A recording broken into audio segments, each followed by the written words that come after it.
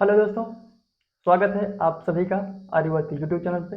मैं हूं आपका दोस्त लोकू शर्मा और आज अभी तक आपने देखा संख्या पद्धति का 3 वीडियो हमने अपलोड कर दिया हूं।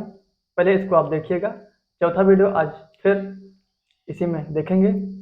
और आज संख्याओं के मान पर आधारित ऐसा क्वेश्चन जो आपको हर कॉम्पिटिटिव एग्जाम में तबाह करके रख देता है।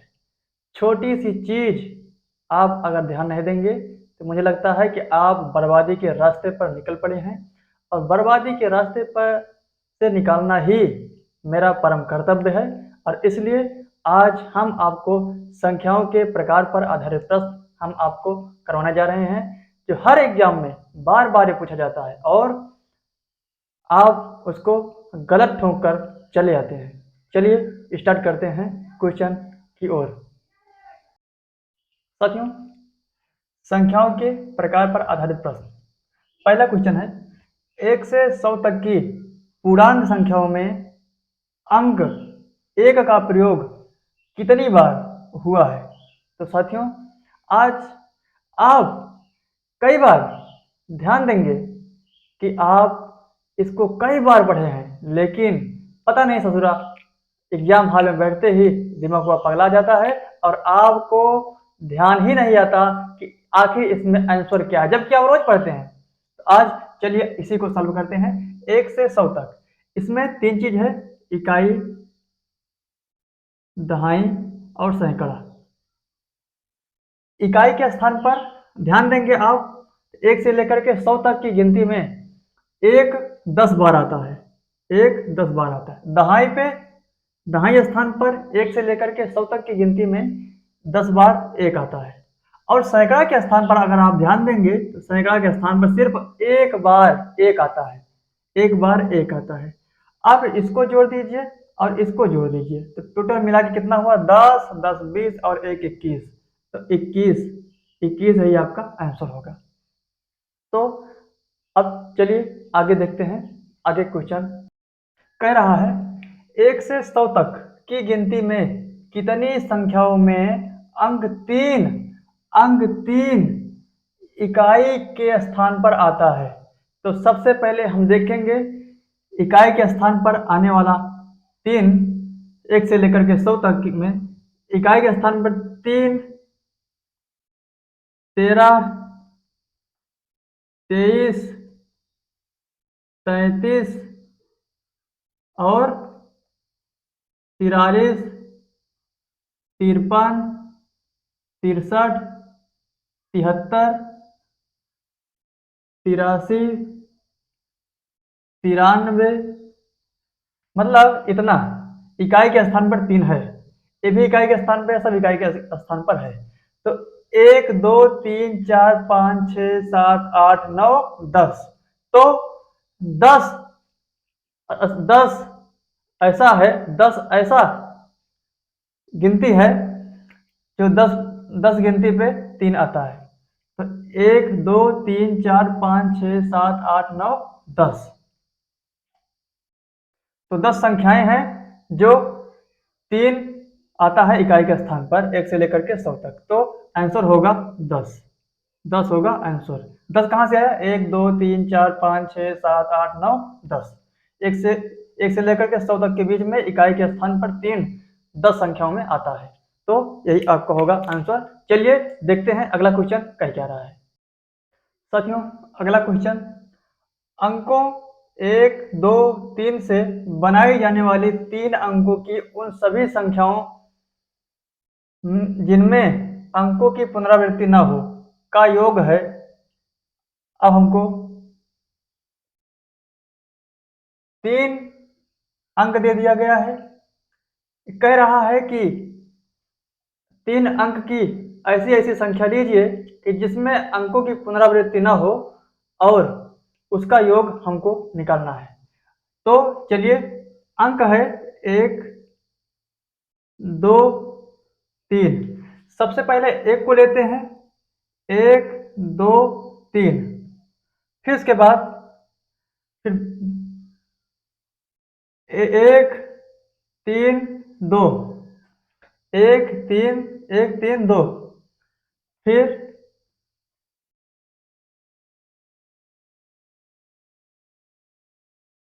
1 3 2।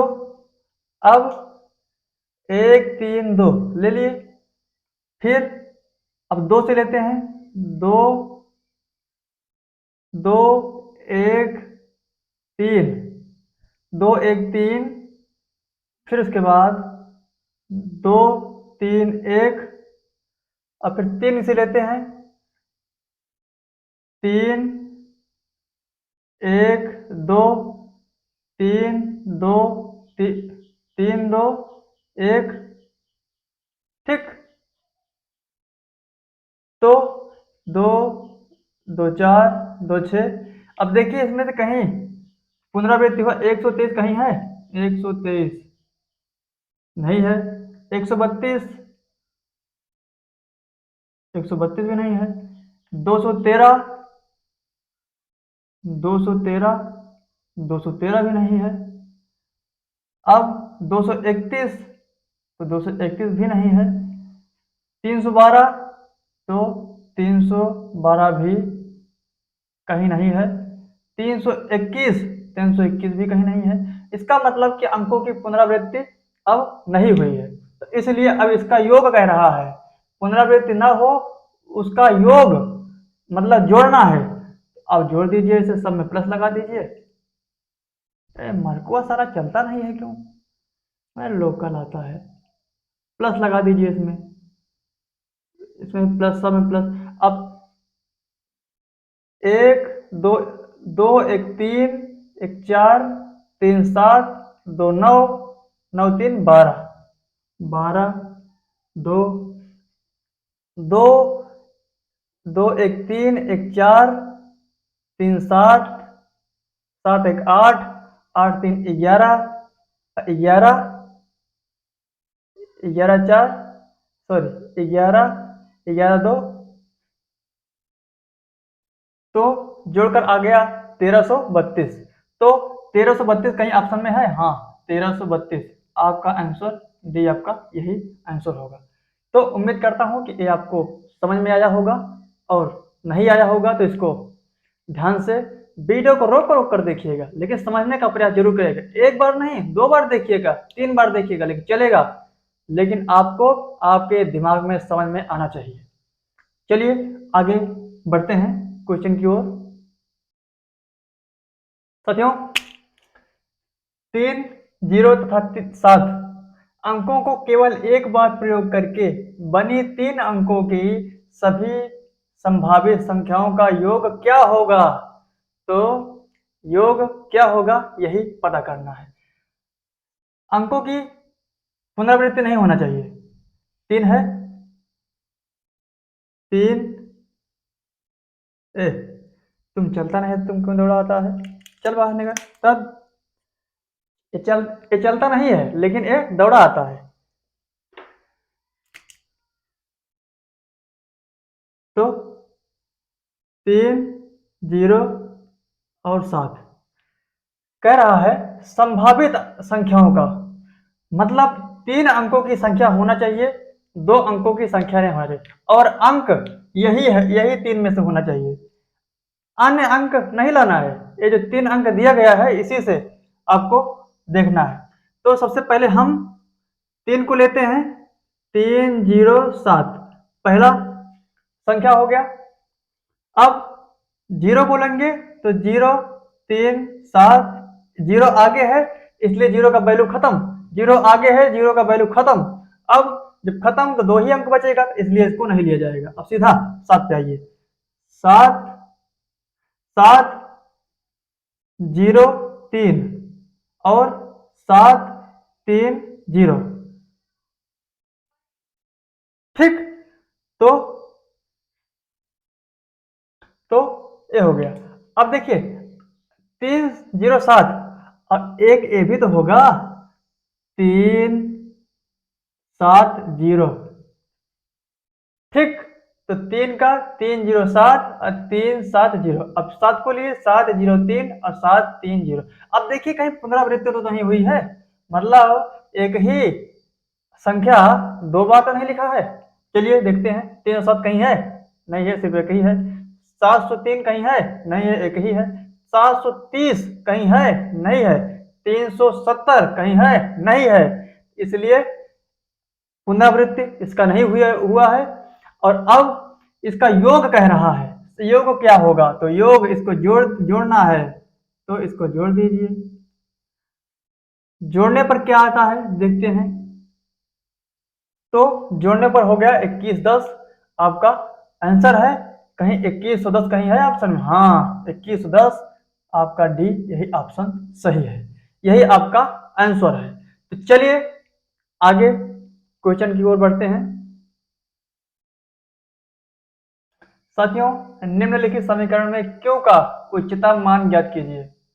समीकरण है 5p9 plus 3r7 plus 2q8 is equal to 1114। मतलब क्यों का उच्चतम मान निकालना है।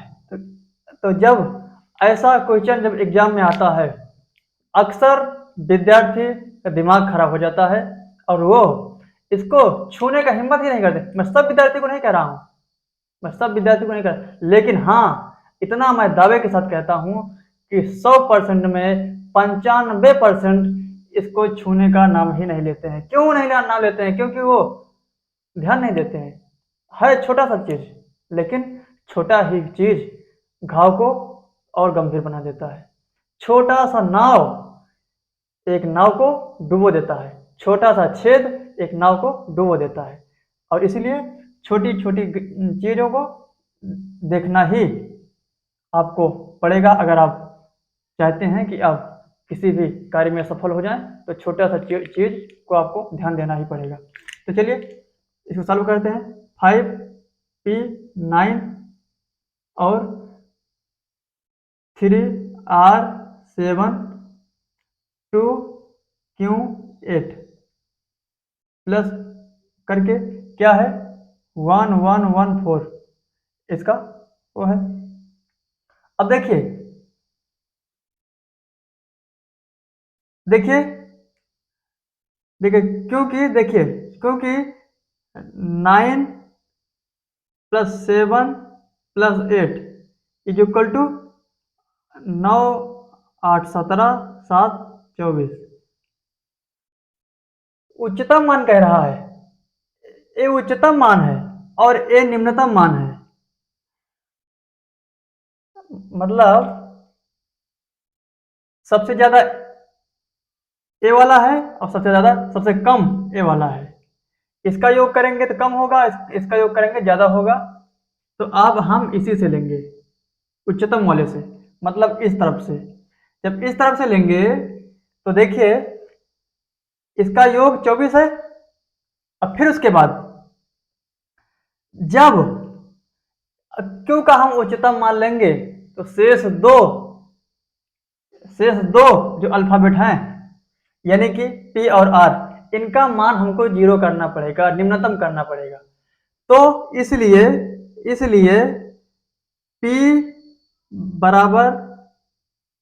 बराबर R बराबर 0 और इसलिए 9 बराबर 9 जो है ये इस समीकरण को संतुष्ट करता है। तो क्यू इज इक्वल टू हो जाएगा क्यू इज इक्वल टू 9। अब देखिए 9 कहां से आया। अब इसमें से सबसे बड़ा क्या है भाई, उच्चतम कह रहा है, इसलिए इसमें से सबसे बड़ा क्या है 9 है, और इसलिए क्यू का मान आपका 9, यही आपका आंसर होगा, यही आपका आंसर होगा 9। तो 9 कहीं ऑप्शन में दिख रहा है? हाँ, तो 9 आपको यही ऑप्शन में दिख रहा है। तो जब ऐसे सवाल आ जाए तो धुआंधार ट्रिक के साथ ऐसे ही सॉल्व करिएगा। ये तो हम आपको समझाने के लिए इतना टाइम लगता है, बाकी ये चुटकियों में सॉल्व होता है। और चलिए आगे बढ़ते हैं, आगे क्वेश्चन कह क्या रहा है। तो चलिए साथियों अगला कह रहा है सबसे छोटी अभाज्य संख्या कौन सी है। तो आपने जब पहला हमने वीडियो बनाया था तो उसमें हमने सब क्लियर कर दिया था। हाँ, पहले आप उसको देखिएगा, फिर उसके बाद इसको देखिएगा। पहले 3 वीडियो हमने अपलोड कर दिया हूँ, पहले इसको देखिएगा, फिर उसके बाद इसको देखिएगा। चलिए सबसे कह रहा है सबसे छोटी अभाज्य संख्या कौन सी है। तो सबसे छोटी अभाज्य संख्या क्या है? 2 है। सबसे छोटी अभाज्य संख्या 2 ही है। मैंने पहले वीडियो में हमने बताया था, पहले इसको आप देखिएगा फिर उसके बाद इसमें आइएगा। चलिए, इसका आंसर 2 है। सबसे छोटी अभाज्य संख्या कौन सी है? ARRB NTPC 2016 का एग्जाम हुआ था, उसमें ये आया हुआ था। तो सी आपका ऑप्शन है, सही है। 2 अभाज्य संख्या सबसे छोटी है। ठीक, इसको आप समझ गए होंगे। चलिए आगे बढ़ते हैं। निम्नलिखित प्रश्न में कौन सी संख्या एक विषम तथा अभाज्य संख्या है? साथियों, SSC MTS 2017 में एग्जाम हुआ था और इसमें ये पूछा गया था। चलिए इसको कैसे सॉल्व करते हैं, देखते हैं। साथियों, 61, 87, 81, 69, इसमें से कौन सी विषम तथा अभाज्य संख्या है? तो हम लेंगे इसको, क्योंकि 61 एक किसी से कटेगी नहीं। 61 इकन्ना 61, इसलिए यही अभाज्य संख्या है। 87 भी कट जाएगी, 81 भी कट जाएगी, 9 9 81 कट जाएगी, 69 भी कट जाएगी, लेकिन 61 नहीं कटेगा। 61 विषम अभाज्य संख्या है। 61 ही विषम अभाज्य संख्या है। इन सभी चारों ऑप्शन में यही 61 सही है, क्योंकि ये तो स्वयं से कटेगी और एक विषम भी है, तो यही आपका आंसर है। तो 61 ऑप्शन ए आपका सही है। तो चलिए आगे देखते हैं, क्वेश्चन आगे कह क्या रहा है। कह रहा है 3 + 2√5 है परिमेय संख्या, जटिल संख्या, अपरिमेय संख्या, प्राकृतिक संख्या। यानी कि 4 ऑप्शन दिया गया है, इसमें से कह रहा है क्या इसमें से सही है। तो हम आपको बता दें, 3 परिमेय संख्या तो है, लेकिन √5 है, इसलिए अपरिमेय संख्या होगी। एक बहुत बढ़िया एक कहावत है, अवधि में सब लोग कहते हैं, बुजुर्ग भी ज्यादा कहते हैं गेहूं के साथ मां घुनो पेरा जात है। एक अवधि कहावत है, गेहूं के साथ घुनो पेरा जात है। तो मतलब अगर ए अपरिमेय संख्या है और एक परिमेय संख्या है, अगर ये इससे कनेक्शन रखता है यानी जुड़ता है, तो ये भी अपरिमेय संख्या हो जाता है। मतलब अभी एक हफ्ते में अगर कितना भी शरीफ इंसान क्यों ना हो, 10 लोग पीने खाने वाले हों, 10 लोग पीने खाने वाले हों, 10 लोग पीने खाने वाले हों, अगर साथ में अगर बैठोगे आप, तो 2 दिन, 3 दिन, 4 दिन, एक हफ्ता बीते नहीं बीता रहेगा, आप भी बोतल खोल दोगे। और इसलिए जिस जिस जिस कैटेगरी में आप का साथ रखोगे, उसी कैटेगरी में आप बनते चले जाओगे। अगर आप शराबी के साथ बैठोगे तो शराबी बन जाओगे, अगर आप शिक्षित आदमी के साथ बैठोगे तो अलग सा जज्बा आपके अंदर रहेगा। और इसलिए दोनों में अगर न पटरी खाए तो आप अकेले ही रह लेना, लेकिन गलत आदमी के साथ में आप कभी मत जाना। ये आपसे विनम्र निवेदन है। और चलिए, ऐसे ही इस सवाल के साथ में ही हुआ है।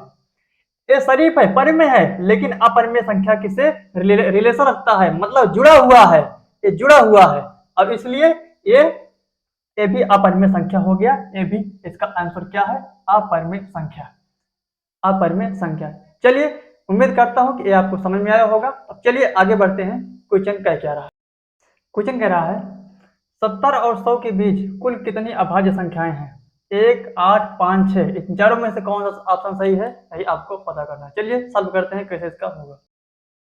तो साथियों, 70 और 100 के बीच कुल अभाज्य संख्या है 71, 73, फिर उसके बाद 75 नहीं, 77 भी नहीं, 69, 79, 83, 89 और 97। ये 70 से लेकर के 100 के बीच में 1, 2, 3, 4, 5, 6 अभाज्य संख्याएं हैं। तो आपका ऑप्शन होगा 6, आपका यही आपका आंसर होगा। 6 आपका यही आंसर होगा। तो चलिए आगे बढ़ते हैं क्वेश्चन की ओर। साथियों, कह रहा है महत्तम और लघुत्तम अभाज्य संख्याओं जो 100 से कम हो के बीच का अंतर क्या होगा? तो महत्तम महत्तम महत्तम संख्या महत्तम संख्या क्या है? 1 से 100 के बीच में महत्तम संख्या क्या है? सबसे बड़ी संख्या अभाज्य संख्या। महत्तम अभाज्य संख्या, अभाज्य संख्या, महत्तम अभाज्य संख्या क्या है? 97।